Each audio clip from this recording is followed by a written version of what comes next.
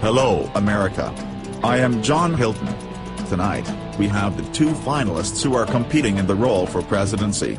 So Barack, tell me how you feel about all of this happening once again?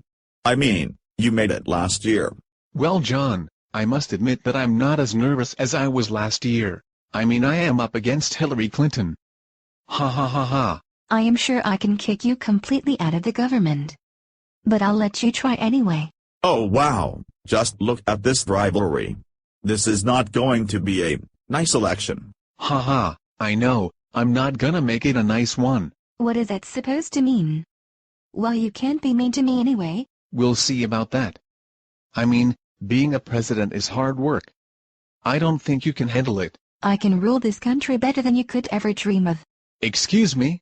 Candidates, please calm down. Hang on, John, I'm not done yet. You can rule this country better than I can dream of? What kind of mean person are you? Barack, come back. Why should I? Because Hillary will say sorry. Do it. Fine, sorry Barack. It's okay. Thank you. There we go, and wow, look at the time. That is all we have time for, America. Thank you for watching. Good night.